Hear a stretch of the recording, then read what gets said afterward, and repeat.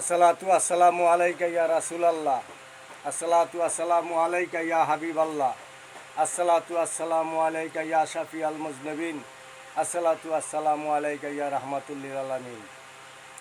সম্মানিত তরিকাপন্থী ভাই ও বোনেরা, মোহাম্মদিয়া কাফেলা বাংলাদেশের পক্ষ থেকে আপনাদের সকলকে আন্তরিক সালাম, শ্রদ্ধা ও ভালোবাসা জানাই।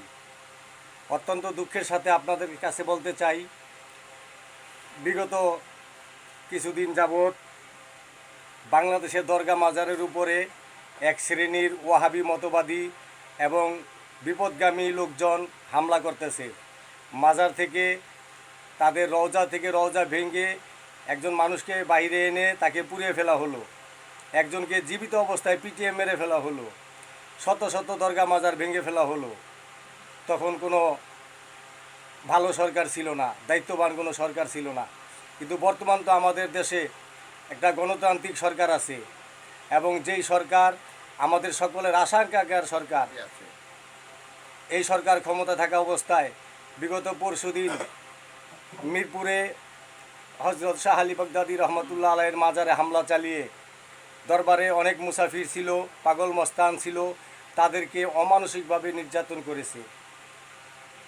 আপনারা সকলে জানেন, মিডিয়ার মাধ্যমে আজকে প্রতিবাদ হচ্ছে সারা বাংলাদেশে, বিশেষ করে মিরপুর শাহ আলী বাগদাদী রহমতুল্লাহ আলাইয়ের মাজার শরীফে লক্ষ লক্ষ আশেকে রাসূল সুন্নি জনতা এখানে এসেছে, প্রতিবাদ করতেছে। আপনারা যে যেখানে আছেন, অবস্থানে আছেন, সেখান থেকে অনলাইনে হোক, অফলাইনে হোক, অন্যদের যোগাযোগের মাধ্যমে আপনারাও প্রতিবাদ গড়ে তোলেন। আমরা বাংলাদেশ সরকারের কাছে আমাদের আকুল আবেদন, এইটা সুফিবাদী দেশ। আমাদের প্রধানমন্ত্রী তিনি কিছুদিন আগে হজরত শাহজালাল ইয়ামেনী রহমতুল্লাহ আলাইয়ের মাজার শরীফ জিয়ারত করেছে, ওইখানে নামাজ পড়েছে এবং দরবারে তবারকের জন্য হাদিয়া স্বরূপ গরু দিয়েছেন, এবং দরবারের সকলের সাথে তিনি হাসি মুখে কথা বলেছেন, আন্তরিকভাবে কথা বলেছেন। আমরা চাই মাননীয় প্রধানমন্ত্রী জনাব তারেক রহমান, আপনি এই ব্যাপারে জরুরি ব্যবস্থা গ্রহণ করেন। আল্লাহ পাক রাব্বুল আলামিন আপনাকে ক্ষমতার নিয়ামত দিয়েছেন, আপনি এই ক্ষমতারে সঠিকভাবে ব্যবহার করেন। কোনো দরগা মাজারে, কোনো মসজিদ মাদ্রাসায়, কোনো পূজায়, কোনো প্যাগোডায়, কোনো মন্দিরে যেন কোনো হামলা না হয়, ধর্ম নিয়ে যেন বাংলাদেশে কোনো প্রকার বিশৃঙ্খলা সৃষ্টি না হয়, সেই দিকে আপনি নজর দেন। ধর্ম ব্যবসায়ীরা কিন্তু আপনাদের বিরোধী, ধর্ম ব্যবসায়ী সবসময় বাংলাদেশের বিরোধী, ধর্ম ব্যবসায়ীরা সবসময় গণতন্ত্রের বিরোধী।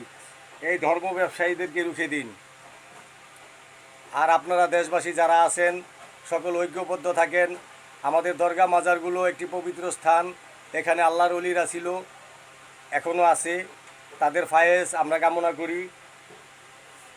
ওই ওহাবি ভাইয়েরা আবার একটা যুক্তি দেখাইছে, এখানে বিভিন্ন নেশা, গাঁজা, ইয়াবা, মদ, আরও অনেক অনেক উশৃঙ্খল কথা বলছে। তাদের কথাও সঠিক আছে। যদি কেউ এই রকমের কর্ম করে, তাকে অবশ্যই আইনের আওতায় এনে বিচার করতে হবে। আইন প্রশাসন সবই আছে, কিন্তু বেআইনিভাবে কিছু করা চলবে না। বাংলাদেশ সরকারের মাননীয় প্রধানমন্ত্রী, মাননীয় মন্ত্রী পরিষদ, বাংলাদেশের সকল প্রশাসন, থানা, আইন শৃঙ্খলা রক্ষাকারী বাহিনী, সকলের হাতে পায়ে ধরে বলি, আমাদের দরগা মাজারগুলো রক্ষা করেন।